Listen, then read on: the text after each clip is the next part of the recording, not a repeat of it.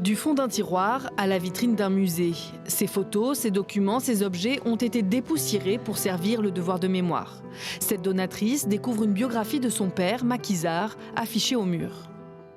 Je suis très émue. Je ne pense pas que lui aurait pensé qu'un jour, je donnerai ces photos au musée. Je ne pense pas.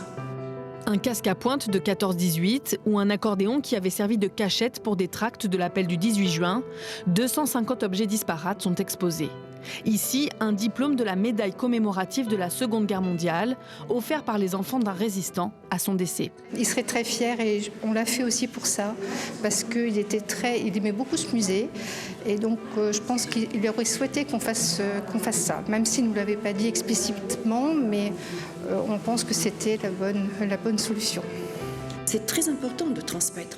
On ne peut pas comme ça partir et dire on va garder pour soi ce que le monde doit savoir.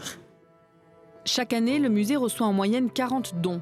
Les réserves comptent donc aujourd'hui 20 000 documents et 1000 objets offerts par des particuliers. Surtout, nous, on enrichit nos collections, puisque un musée qui n'a pas de collection nouvelle à montrer, c'est un musée qui meurt. On va juste montrer l'exposition permanente et puis voilà. Alors que tout ça, ça mérite d'être montré au grand jour. Après une première édition en 2017, le musée de la Résistance compte renouveler l'expérience tous les 5 ans environ. L'occasion de présenter de nouveaux trésors dénichés dans un recoin de grenier.